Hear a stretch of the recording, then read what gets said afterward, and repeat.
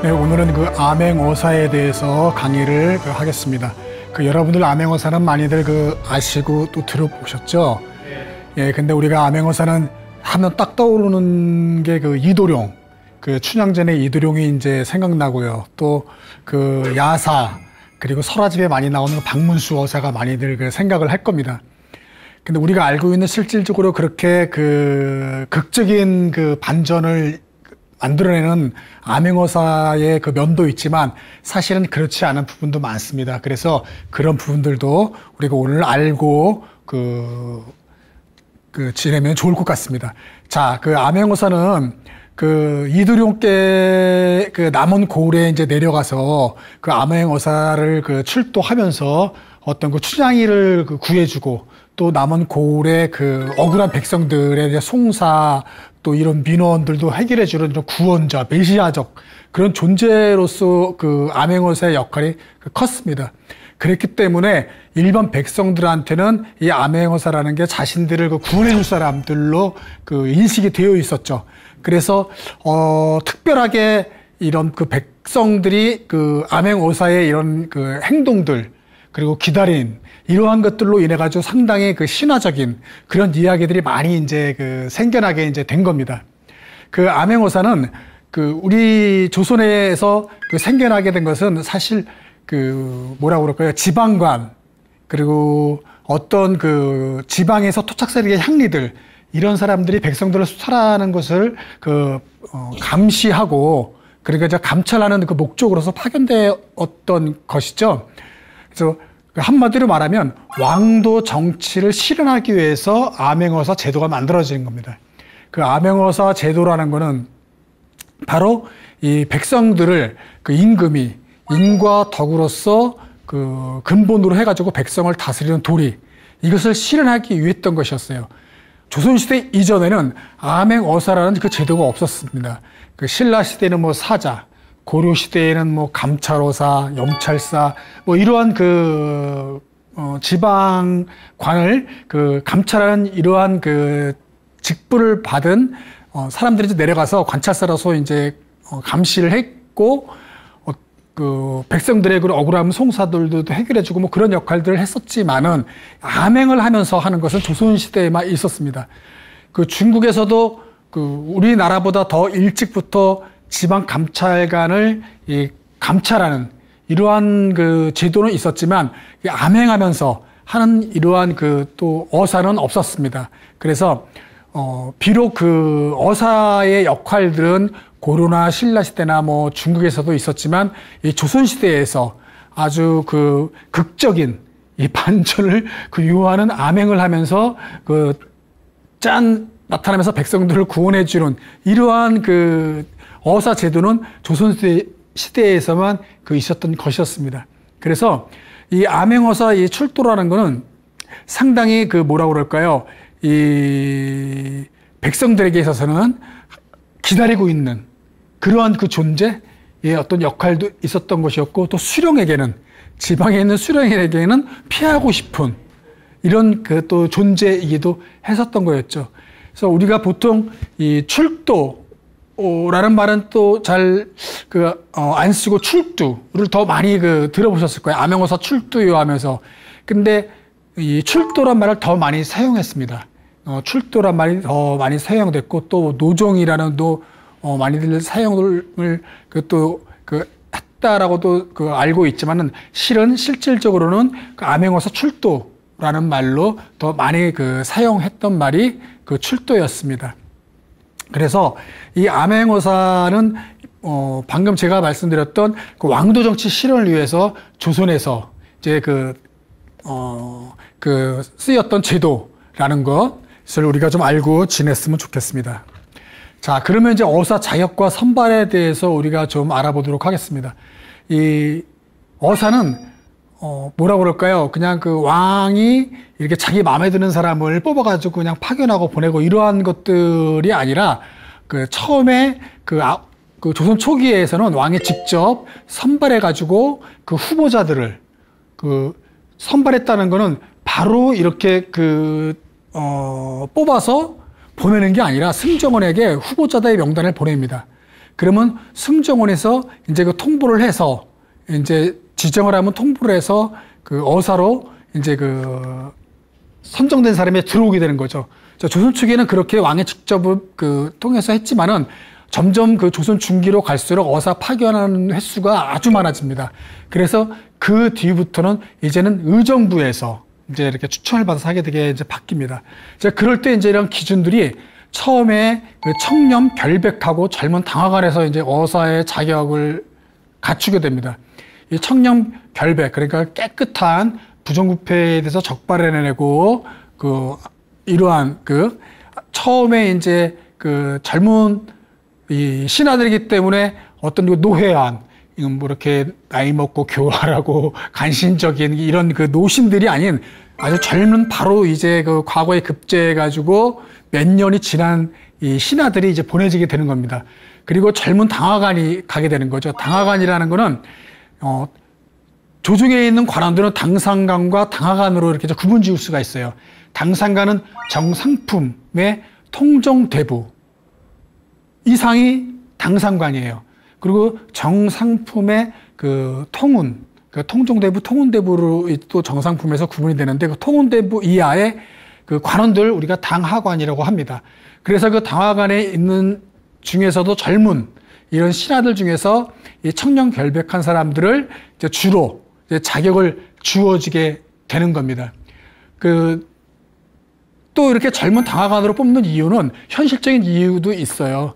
이 암행에서 이렇게 이제 그 지방에 파견되다 보니까 하루에도 이렇게 말을 타고 상당히 수백 리를 가게 되니까 이 체력이 우선 좋아야 되고요. 또 자기들보다도 품기가 높은 또 자기보다 높은 직급에 있는 관원들에게도 자기 자신이 왕의 특사로서 왔기 때문에 그들을 백성들을 수탈하고 부정부패를 저지르는 것을 강직하게 처단할 수 있어야 되거든요. 그래서 어떤 혈기왕성한 그러한 그 젊은 당화관들로 이제 그 어사 자격에 갖추어지 되고 이제 지방에 파견하게 되는 겁니다. 그리고 또 왕의 이제 그 희종신이어야 돼요. 희종신이라는 건 이 왕에 가까운 신하들입니다.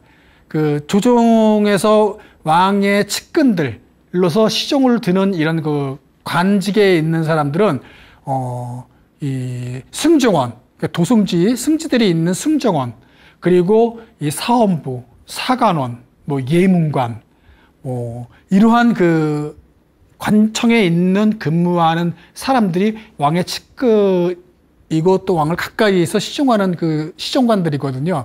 그래서 그 왕에 가까이 있었던 사람들이 또 이제 왕의 의중을 잘 아니까 이제 그들이 시종신으로서 추천받아서 이제 선발되는 경우가 이제 많습니다. 그리고 또 과거 급제자야 됩니다. 과거 급제자에서도 문과에 급제해야 돼요. 그래서 묵과도 있고 음과도 있고 뭐 잡과도 있지만은 주로 거의 대다수가 문과에 과거에 급제했던 시종신들이 이제 암행어사로 선발이 되는 겁니다. 또 이제 그러니까 음거라고 그래가지고 자기의 그 조상들이 나라에 큰 공덕을 세웠어요. 그런 사람들이 이제 음서자들이라고 그래가지고 그 후손들이 이제 관직에 오르는 경우가 있지 않습니까? 그런 사람들이 그냥 바로 그냥 오르는 게 아니라 그 사람들도 당연히 음과라는 몇 가지의 시험 후에 그 단계를 거쳐서 이제 그 급제를 해야 되는 겁니다. 그래서 그러한 사람들도 한두 번은 갔었지만 거의 대다수가 이 문과의 학식에 풍부한 이 사람들이 또 이제 그 지방에 내려가서 이렇게 이제 어사로서의 이제 자기 그 임무를 수행하게 되는 것이죠. 그래서 어사 자격과 선발도 저러한 조건들을 갖추고 있는 사람들이 지방에 파견 가서 어사의 직무를 수행을 했던 것이죠. 자, 어사 선발제 과정을 보면 아까 좀 전에 제가 이야기했던 것처럼 의정부에서 이제 추천을 한다. 조선 초기에 있어서는 왕이 직접 해서 이렇게 후보자들의 명단을 뽑아내고 승정원에 보냈지만은 이제 중기에 있어서 너무 이제 많아지고 또 암행어사를 파견하는 횟수가 많아졌다는 것은 이 상당히 백성들을 수탈하는 그러한 그 사례가 이제 많아졌기 때문에 또 이제 그 왕이 왕도 정치를 실현하기 위해서 많이 보냈다는 것이기도 하겠죠. 이제 그러다 보니까 많이 파견하다 보니까 그 왕으로서의 이제 그 한계가 이제 있게 된 겁니다. 벅찬 거죠. 그래서 이제 그 의정부에서 후보자 명단을 이제 적어서 그 왕께 이제 올리는 거죠. 그러면 그 왕께서 그 추천자 명단을 보고서 왕이 이제 선발을 하게 되는 겁니다. 한 명을 선발할 수도 있고요. 또 여러 명을 선발할 수도 있고, 또 어떤 때는 또 안 뽑을 수도 있어요. 그래서 후보자를 다시 보내라 라고도 합니다. 자, 그렇게 해서 이제 추천받은 명단을 보고 그 왕께서 의중에 누구를 어사로 뽑아야 되겠다는 걸 의중에 갖고 있는 것이죠. 뭐 영의정, 좌의정, 우정이 있는 데서 이렇게 이제 선발하는 게 아니고요. 이 어사는 왕이 자기가 이렇게 직접 뽑으면서도 자기만이 이제 알고 있는 겁니다. 그렇기 때문에, 왜냐면은 그 암행어사라는 거는 비밀성이 있었기 때문에 이게 만약에 공개되면은 별 그 취지에 맞지 않지 않습니까? 그래서 상당히 그 비밀스럽게 이제 어사를 선발하는 거죠. 그래서 이렇게 후보자 명단들이 올라오고 거기서 왕께서 의중에 두고 이제 그 도승지 그 승정원에 이제 그 명단을 이제 그들이 이제 갖고 있게 되는 거겠죠. 그러면 이제 왕이 선발을 된 그 사람 중에서 의중에 그 두었던 그 신하를 이제 부르는 거죠. 그래서 왕이 부르는 그 어떤 그 어명, 이런 것을 패초라고 합니다. 패초. 저 패초는 뭐냐면 그냥 나무판이에요. 나무판에다가 그 앞에는 그 패초는 이제 붉은 그 색을 칠한 나무패고 앞에는 명자가 그 써 있는 거죠. 그 명자가 써 있고 뒤에는 그 신하의 이름이 써 있는 겁니다. 그래서 그 패초를 그 승정원에서 갖고서 이제 그 신하에게 그 주게 되는 거죠. 그래서 왕의 어명으로서 당신이 이제 그 어떠한 직분에 그 임명됐다라는 것을 하게 되는, 그러니까 그 소환장이라고 보면 돼요. 관리 임명 소환장이 바로 패초다. 그래서 암행어사도 저 패초를 받아야지만이 되는 겁니다. 그러니까 일반 관원이나 암행어사나 저런 패초를 받는 거는 똑같습니다. 그런데 이제 그 이후부터 이제 좀 달라지는 것이죠. 그래서 암행어사도 왕의 부름을 이제 받습니다. 그 부름을 받고서 이제 그 궁궐에 들어오게 되는 거죠. 그래서 왕을 아련하게 되는 겁니다. 하지만은 또 왕을 아련하지 못하는 경우도 있어요. 그럴 때는 그 승지가 저 패초를 전달해서 왕에 임명된 것을 이제 증명하는 것이죠. 보통 그 관원이 그 임명되고 또 이제 소환하게 될 때 보통 이제 교지를 받는 겁니다. 그래서 관리의 임명장은 고신이라고 그래요. 고신이라고 합니다. 그리고 정사품 이상 왕께서 직접 이제는 그 뭐라고 그럴까요? 그 선발하고 그들에게 임명장을 주는 것을 교지라고 하는 거죠. 그래서 우리 많이들 들어보셨죠? 교지. 그래서 교지를 이제 주는 건데, 그것이 바로 일반 관원에게 어떤 그 왕의 그 관원의 임명장이 이제 되는 것이지만, 어사에게는 그 암행어사에게는 바로 그런 그 고신 그리고 교지를 받는 것이 아니라 처음 시작은 이제 패초를 받고 나서 이후에 다른 어떤 지명되는 그 성한을 받는 게 이제 되는 것이죠. 그래서 저러한 이제 패초를 받게 되는 거고, 왕의 부름을 받은 저 패초를 받는다고 그래가지고 왕의 어명이기 때문에 무조건 복종하는 건 아니었어요. 너무 그렇게 그 조선시대 때 관원을 그 임명장을 주고 소환할 때, 무조건 내 명령을 따르는 건 아니었습니다. 패초를 받았어야 자기가 부득이 그것을 따르지 못할 경우는 신이라고 그래가지고 그 앞에다가 자기가 그 글을 써서 그거를 이제 거절하는 의사를 또 비춥니다. 그래서 그걸 비춥니다. 내가 그 뜻을 따르지 못하겠습니다라고 또 알리게 되는 거예요. 영조 때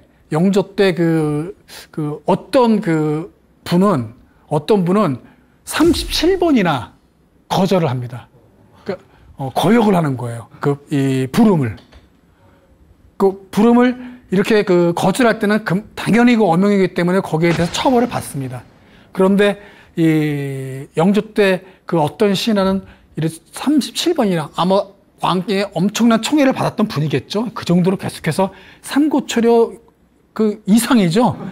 그럼에도 불구하고 끝까지 거절했던 분도 있습니다. 이렇게 패초를 받아서 거절할 수 있다. 이제 이렇게 패초를 일반 관원과 어사는 이렇게 받아서 왕의 부름을 받고서 시작하게 되는 것입니다. 또 감찰 지역을 선정하는 방법이 또 추생이라고 있습니다. 이 추생은 추첨하는 거예요. 그러니까 죽통에 조선 360개 군현명이 적혀 있는 이 쪽대에다가 군현명이 적혀 있고 그것을 이 통에 담아가지고 그 중에서 뽑는 거예요.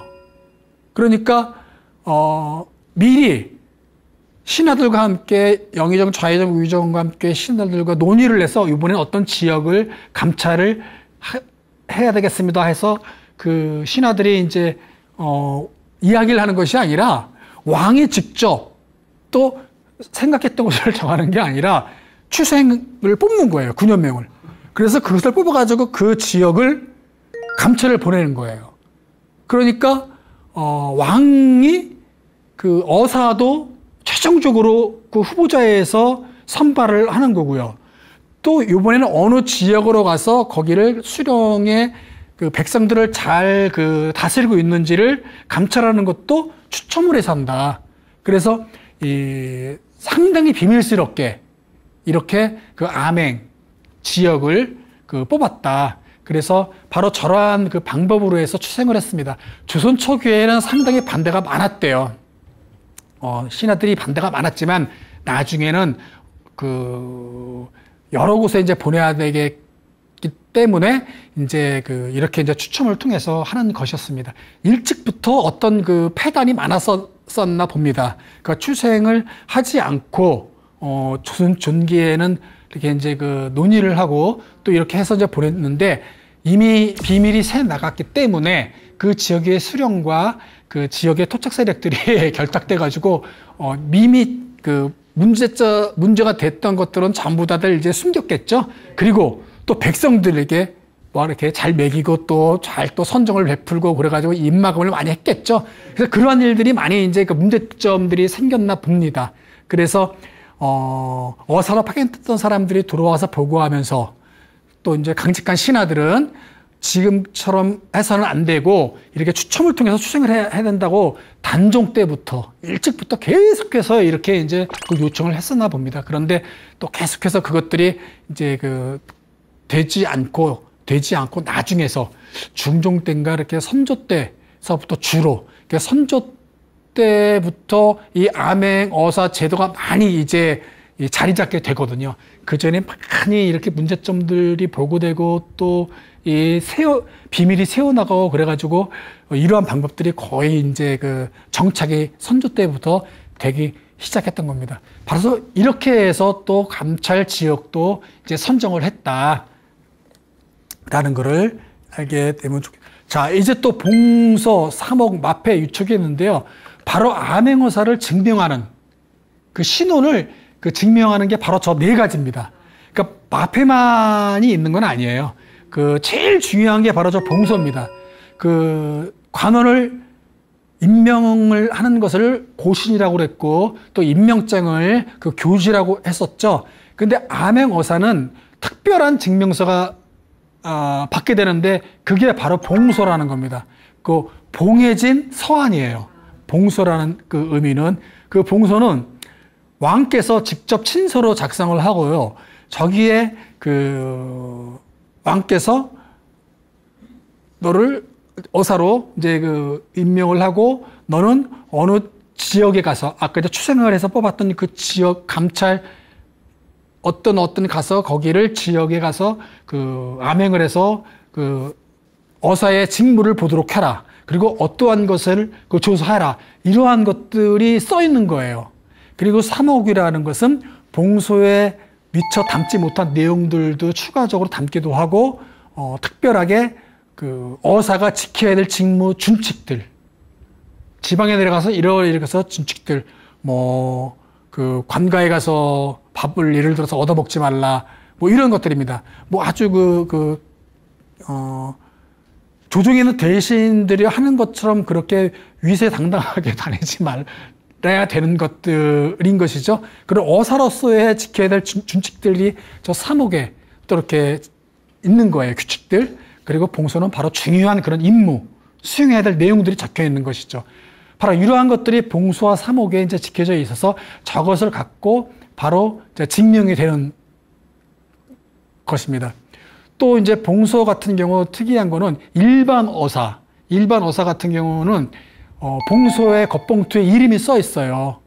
그리고 누구의 그 이름이 써 있어서 그것을 갖고 있지만은 암행어사의 경우에는 봉소의 겉봉투에 아무것도 안 써 있는 겁니다.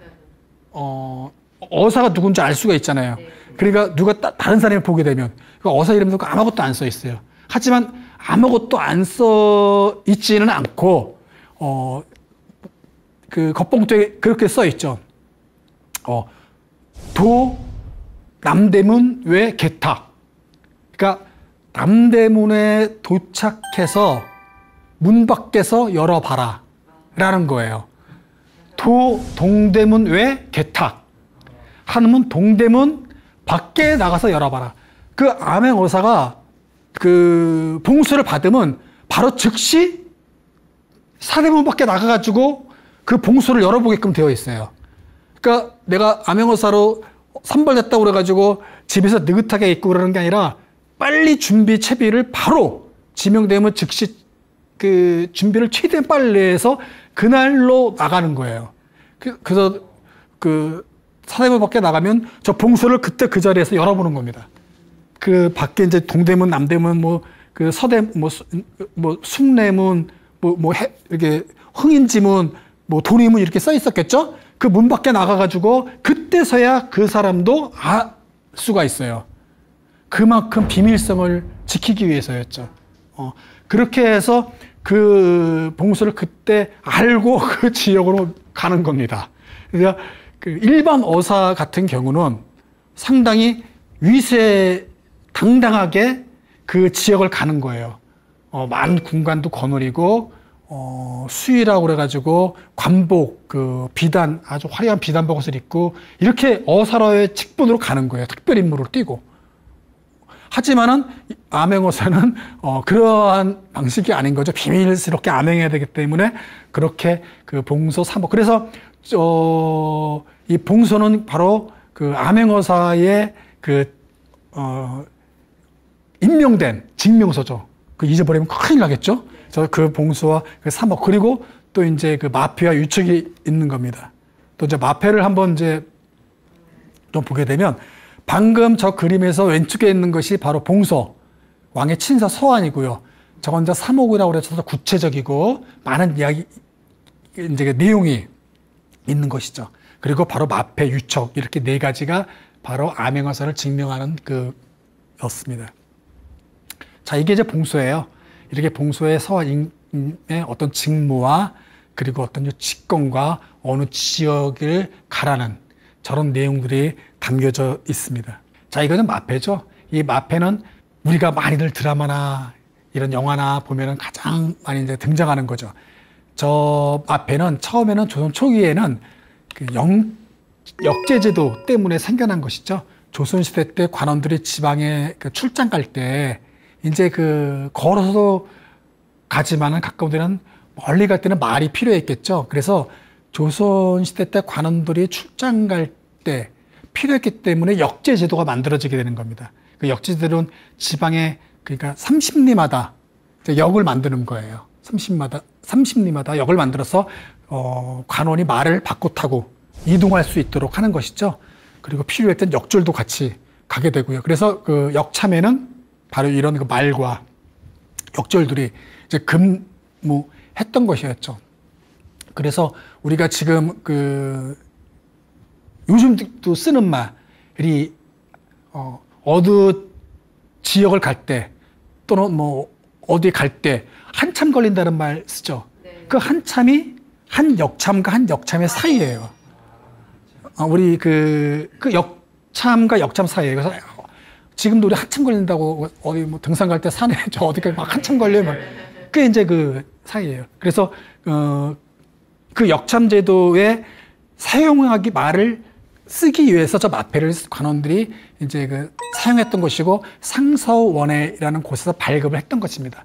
그리고 저 마패를 보면 이제 말에 이제 그림 수가 있는데 뭐 최대 많은 건 7마리서부터 이제 1마리까지 있는 거죠. 그래서 저 말에 그려진 숫자만큼 말을 쓸 수 있던 거였죠. 그런데 일반 관원들 그리고 일반 어사들은 모르겠지만 암행어사 같은 경우는 사실 그렇게 말을 저 그려져 있는 수만큼 쓰거나 그러는 건 아니었어요. 왜냐하면 주로 말도 자기 말을 갖고 빌렸다기보다는 그 공무에 쓰기 위해서 역참해서 말을 사용하지 않았어요. 왜냐하면은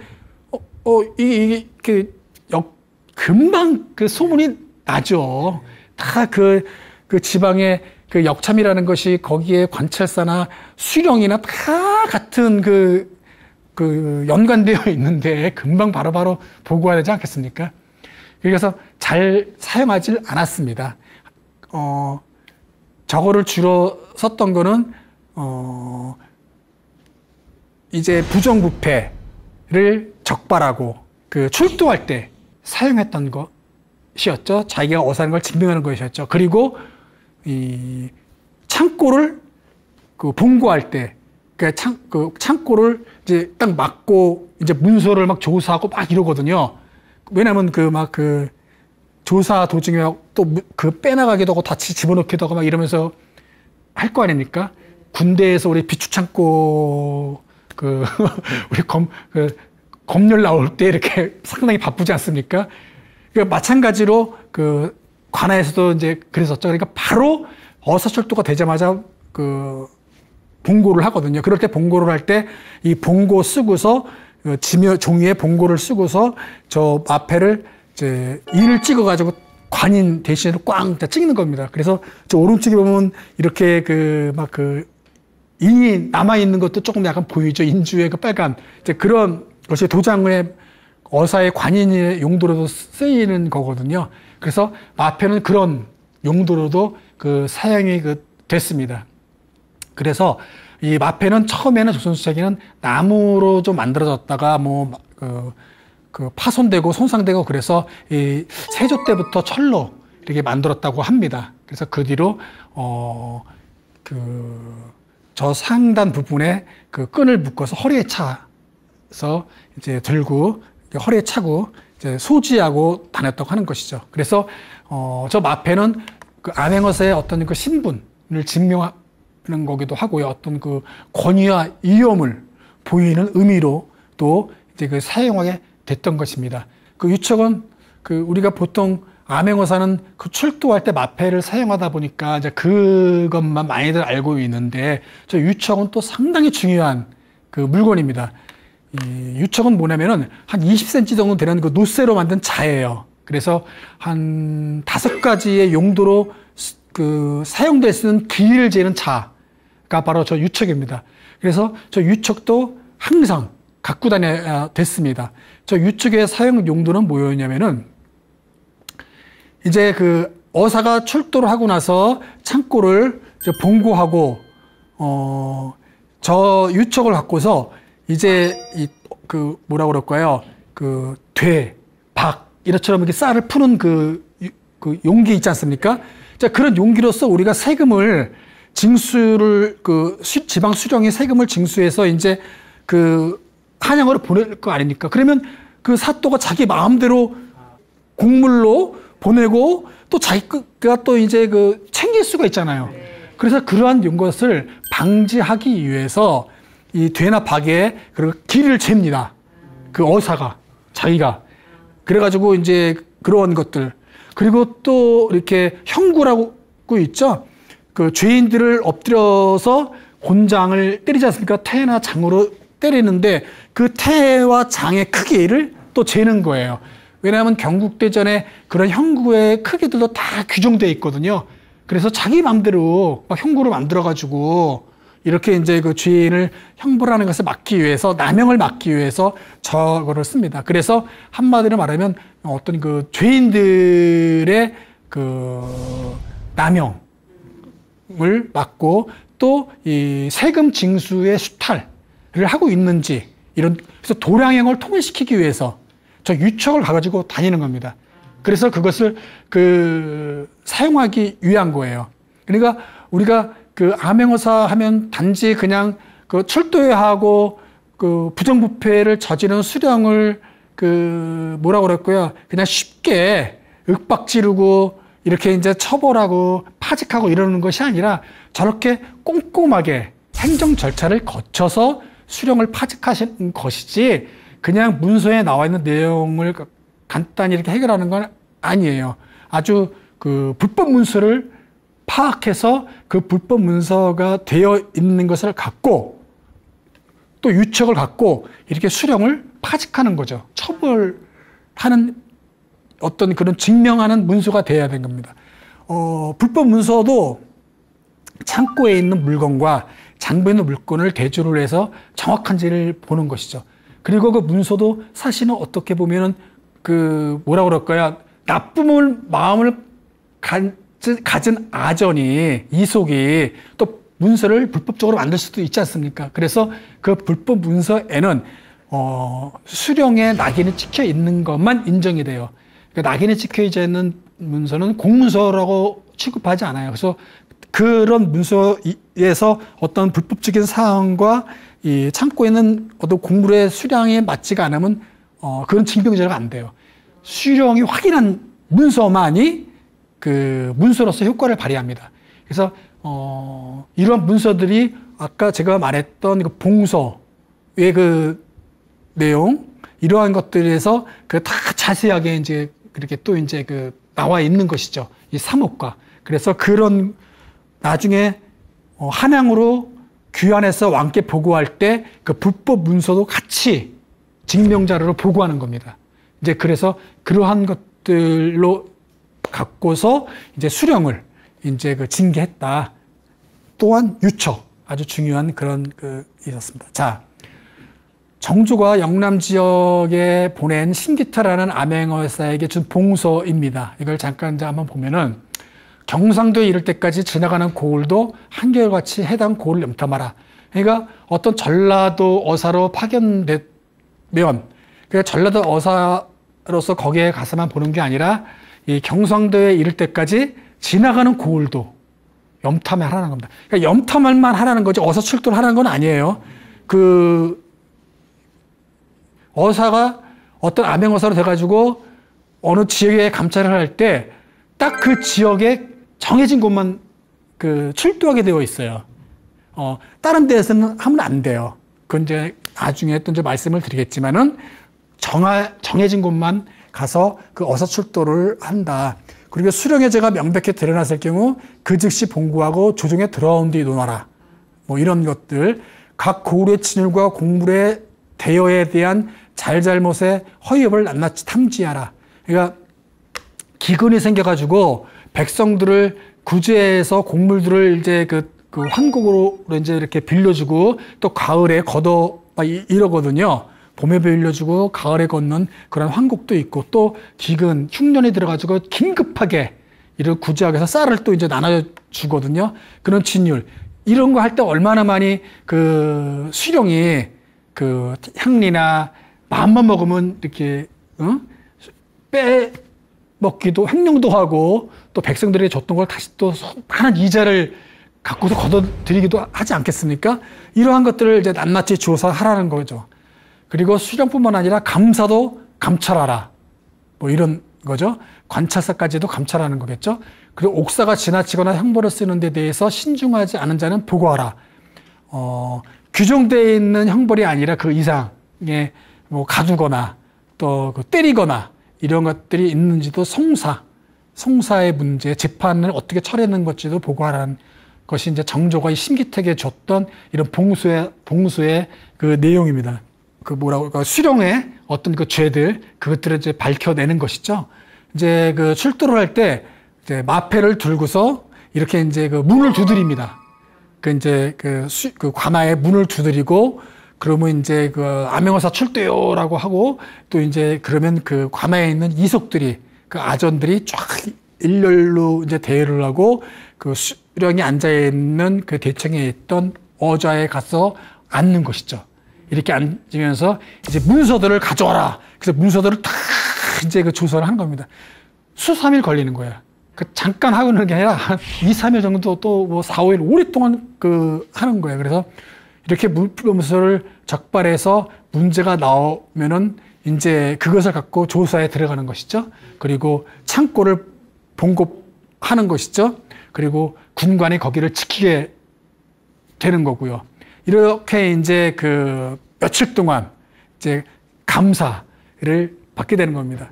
그래서 감사를 받았는데 아무 이상이 없으면 수령을 어떤 그런 그 치적, 상당히 백성들을 잘 다스렸다 하는 것을 계문을 올리기도 해요. 그러니까 가가지고 그냥 그 적발해가지고 어떻게든지 그 수령을 징계하려고만 하는 건 아닙니다. 그래서 치적이 있으면은 포상투하는 그런 계문을 왕께도 올립니다. 그러한 그 선정한 것들도 있으면은 보고를 하게 되는 거죠. 그래서 이렇게 이제 그 2, 3일 동안 계속해서 이제 그 조사를 하고 이렇게 불법문서를 적발하게 되고 막 이런 일이 있게 되는 겁니다. 그리고 또 감옥 그 옥에 갇힌 죄수들도 다 이제 다시 조사를 하는 거예요. 그래서 억울하게 갇힌 사람들을 찾아내고 또 재판의 과정, 송사들도 다 결성 문서들도 보게 되고 하면서 아주 많은 과정들을 갖추는 겁니다. 그리고 또 민원을 그 조사를 해요. 백성들이 억울한 내용들이나 또 이런 것들을 고쳤으면 개선했으면 좋겠다는 민원도 또 접수를 합니다. 그래서 그 민원을 또 해결해 줘요. 그리고 효녀, 효부, 그 마을에서 상당히 그 효자나 또 효녀나 또 이런 그 사람들을 또 그 찾아내고 재주 있는 사람을 또 그 인재를 개발하고 이러한 일까지 다 그 암행어사가 하는 거예요. 그래서 이런 과정들을 다 겪은 다음에 조사하고 그러고 나서 이제 그 귀환을 하는 것이죠. 이제 그렇게 해서 이제 그 이루어지게 되는 것이 바로 암행어사가 출도해서 그 관아에 있으면서 그 직무의 권한이었던 겁니다. 이 어사 출도는 또 이렇게 그 뭐라고 얘기해야 되나요? 밤중에 해도 되고요. 날이 뜨자마자 해도 되고요. 아무 때나 해도 돼요. 그러니까 해가 안 떴을 때 해도 되고 아무 때나 해도 됐다. 그렇게 해서 이제 급작스러운 어떤 그런 이렇게 반전하는 그러한 것도 있었겠죠. 그래서 그렇게도 했고요. 또 큰 그 고을 같은 데에서는 그 큰 누각이 올라가서 출도도 해요.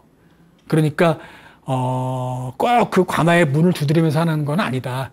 큰 누각에서도 출도를 하는 겁니다. 그래서 그렇게 출도를 하게 되면은 그 관아에서도 다 이제 오는 거예요. 그래가지고 예우를 받으면서 관아로 들어가는 거예요. 또 이런 큰 그 누각이 아닌 자기가 뭐라고 그럴까요? 암행어사로서 그 신분을 들통나지 않기 위해서 행여인 거지같이 행세하고 있던 모습으로 그 마을에서 처소에서 있었던 데서도 출도를 해요. 거기서도 신분을 밝히면서. 그러면 또 이렇게 역졸들이나 관에 있는 아전들이 와가지고 그 어사를 모셔가는 거예요. 그러면서 관에 또 갑니다. 대개는 방금 제가 말했던 이렇게 출두를 하는 거예요.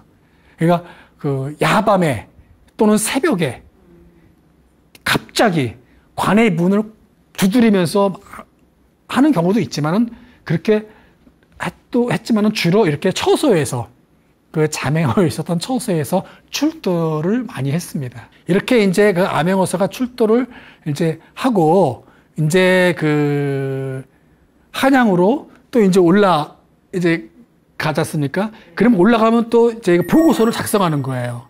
아주 그 삼옥에 있었던 내용에 충실하게, 그리고 봉소에 있었던 내용에 충실하게 보고를 쭉 써가지고 그것을 이제 올리게 되는 것이죠. 또 그 현지에서도 보고서를 올리는 경우도 있어요. 그것은 이제 장계라고 해요. 장계. 이건 너무너무 중요한 내용이기 때문에 긴급하게 그 조정의 그 왕께 올려야 되겠다 하면은 장계를 써가지고 올리기도 합니다.